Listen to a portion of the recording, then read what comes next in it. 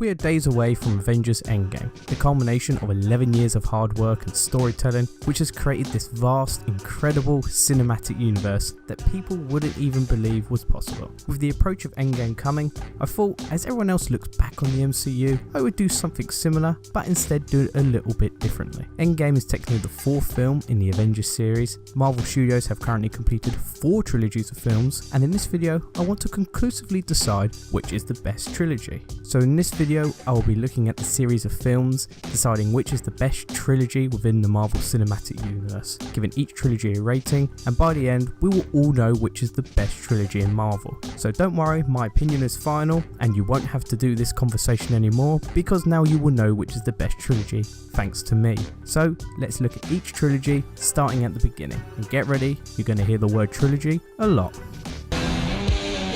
The first Iron Man is where it all began, and other than the first Avengers, the first Iron Man film is probably the only film from Phase 1 that holds up to this day. Iron Man 1 is a fantastic film, serving as the introduction to Iron Man and the overall MCU. The film does brilliantly in setting up a simple standalone superhero origin film while simultaneously hinting towards a large universe. The film doesn't hit you over the head with what's out there, but simply hints at what is to come. It's fair to say Iron Man is up there with one of my favourite MCU films.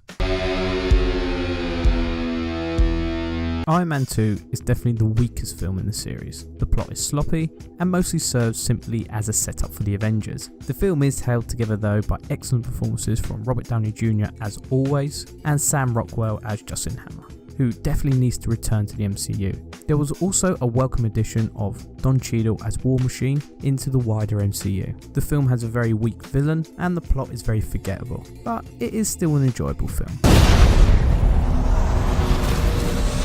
Iron Man 3 for me was a slight improvement on the previous film, the plot looking mostly into Tony's PTSD from Avengers, and for the most part the film works as a competent end to a trilogy. Many fans get annoyed about the reveal of the Mandarin as merely a drunk actor, Trevor Slattery, and whilst I wasn't keen on this reveal, it didn't bother me for the reasons fans had. The reveal for me was lazy and didn't actually serve the plot at all. The story still works the same if you just have Aldrich Killian working together with the Mandarin, and the twist of the Mandarin doesn't change anything, it's simply a lazy twist. You can change aspects from the comics, which is what they did with the Mandarin, but having lazy plot twists annoys me in films.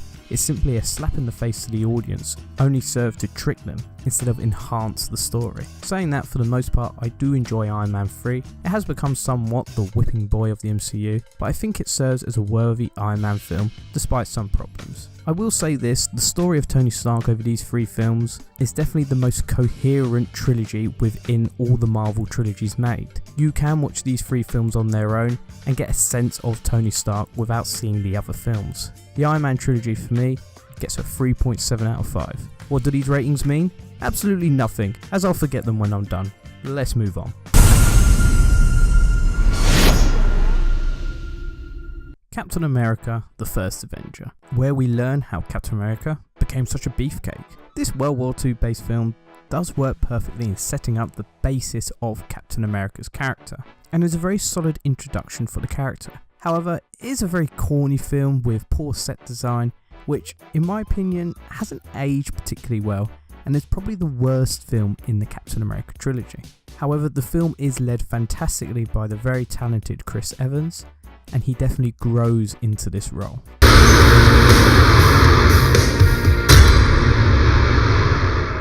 The Winter Soldier, in my opinion, is the best MCU film, a film which reinvented and rejuvenated the character of Captain America and turned him from the boring everyman into a guy who kicks some ass. I also believe this film actually saved the MCU in some ways, giving it the shot in the leg it needed after 2 duds with Iron Man 3 and Thor: Dark World. The Winter Soldier made Captain America a major player within the MCU and definitely shot Chris Evans to the superstardom. With this film, Captain America suddenly became a fan favourite when once before he was perceived a little boring. The film has excellent action set pieces, 2 great villains, and just completely reinvented the entire MCU and turned it in a direction that we have today. It's fair to say it's a damn good film and probably my favourite. Now we move on to the final film within the Captain America trilogy, Civil War. Now Civil War essentially works more as an Avengers film rather than a Captain America film, So I think it's hard to judge this film as a Captain America film. Although Steve Rogers is definitely the main focal point of the film, a large amount is still devoted to Tony Stark and his characterization, following on from Age of Ultron, and it's probably the biggest character development we see in Tony Stark outside the Iron Man films. Civil War definitely is a fantastic film, which I thoroughly enjoyed, but it works far better judging this film as an Avengers film compared to a standalone Captain America film, as I don't think much changes about the character of Captain America, and I think that's very evident since The Winter Soldier, that Captain America has stayed a very stagnant character. Nor does he learn much by the end of Civil War, and he is essentially the same character he has been since Winter Soldier. Overall, the Captain America trilogy is a highly solid trilogy, and I think this series doesn't suffer from the MCU curse of the bad second film. This trilogy, I think, definitely has a fantastic character arc for Captain America, and I would rate it 4.1 out of 5. A brilliant trilogy. So now we come on to Thor. I have a lot of love for the first Thor. I think it's a really solid film, especially for the time it was released. It was a difficult film to make, with audiences not really used to the crazy type of world that Asgard is, and it definitely could have flopped. The film does well in introducing the character, which is no surprise. It sets the rules of Thor's world up perfectly, and Thor's journey throughout the film, it might be a little bit generic, but it is definitely a good arc and sets the character well up for future films. I do, however, hate all the Dutch angles. I think it's such a horrible camera trick, and I don't want to see it anymore, and I really don't understand why it was used for Thor. This camera trick gives this Thor film a very different feel and look compared to the other two films, even though I would say all three films are vastly different. Now we move on to Thor: The Dark World. I'm going to get through this quickly. This film might be the worst film in the MCU. Not much from this film actually carries over into future films. Plot lines set up from this film are abandoned very quickly. The Dark World simply stands to set out where the Reality Stone is for Infinity War. Thor doesn't learn anything or grow at all. He thinks Loki is dead by the end, but it doesn't really change who Thor is. A major problem with the Dark World is the comedic aspect. Thor is set up as the straight man, whilst every character works as comedic relief, playing off of Thor. This is where Marvel gets their comedy wrong, and too many characters are trying to crack jokes. Really, Thor should be the funny character, and shouldn't take himself so seriously, as his world is utterly ridiculous. So the film should lean far more into this aspect, which brings me on to... This film essentially did for Thor what Winter Soldier did for Captain America. From being perceived as a fairly boring character with little personality, who was nobody's favourite Avenger, suddenly became one of the most charismatic, likeable and charming characters. Taika Waititi takes the helm of Thor Ragnarok and shines with his direction. He was able to lighten up Thor a little. He was always far too serious and so unrelatable. Now Thor connects with the audience. Taika Waititi saw Chris Hemsworth had excellent comedic chops and was a very likeable actor, which audiences love about Chris Hemsworth. And he is simply amazing in this film, and it is definitely his best performance as Thor we have seen in the MCU. The film though does feel very different to other Thor films, and essentially he is an entirely new character, which can be a little jarring.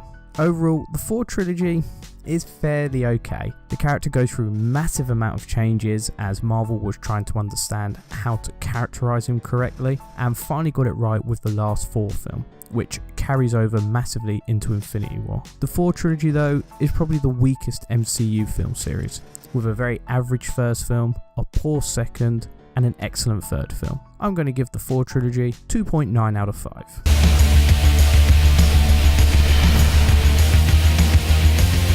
The Avengers Trilogy. Each Avengers film is the main event within every phase of the Marvel Cinematic Universe, a true definition of cinematic spectacle. The Avengers films are, in a word, amazing. They are films so many people wait for and enjoy, but let's look at this trilogy. Where it all started, and the MCU was taken seriously. This film took a huge undergoing to bring together 5 separate films, a plethora of characters, and all whilst making a cohesive plot. Critics didn't think it was possible, as this had never been attempted. It worked perfectly. The Avengers is a true triumph of filmmaking and showcases what the MCU is great at. The film's plot works magnificently, and if this is the first MCU film you have watched, you can understand the plot and everyone's motivations. This is the film which made the MCU and turned people into true Marvel fans.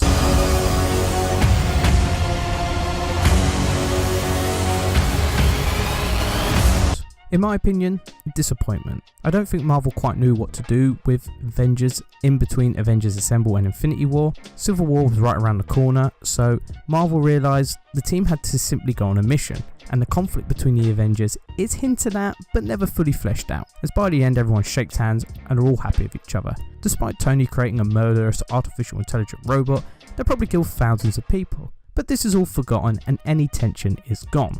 This is then safer in Civil War, where shit hits the fan. Any plot threads, as well set up by Age of Ultron, were abandoned, although the Sokovia Accords was a thread which did move into Civil War.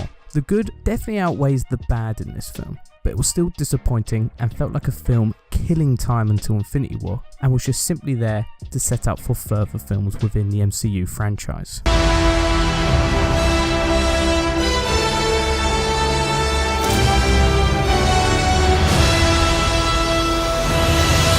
This is the best Marvel film. End of. What this film achieved was simply incredible. The task Avengers Assemble took on was massive, and it achieved it. Infinity War was 3 times that task, and did it even better. The story is perfect, never spending too much time in one place, and the plot is always constantly moving forward. The film never stagnates.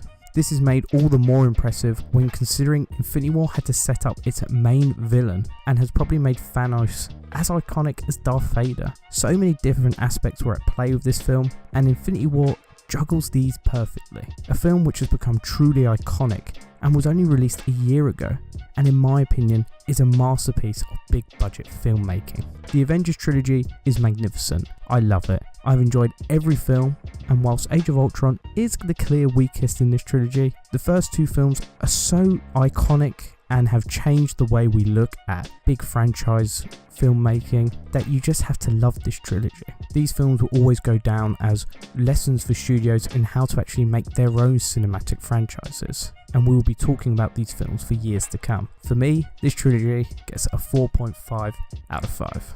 So there's the winner. The best MCU trilogy is the Avengers trilogy, which, in a few days, will no longer be a trilogy. It's a brilliant series of films which hasn't even finished yet. But in complete fairness, it is hard to judge these trilogies as a coherent series of films, as the characters don't simply go on journeys through their own films. Their character arcs are over various different films. Tony Stark hasn't been in a solo film since 2013, but his character has changed so vastly through appearances in Civil War and Spider-Man Homecoming. The MCU is a true masterpiece in cinema, being able to realise where they go wrong in their characters and making the various changes necessary to make these characters more engaging and iconic. Thor and Captain America have benefited massively from Marvel noticing their errors in their characterization. Personally, I cannot wait for Endgame, which will cap off all these amazing film series, and I can't wait for what is to come. Marvel has done a fantastic job with all their series of films, their various trilogies, and I'm sure Endgame will be a massive success. I'm seeing it in a few days, and I'll put a review up on this channel. But as always, thank you for watching, and please do let me know what is your favourite Marvel trilogy. Bye bye.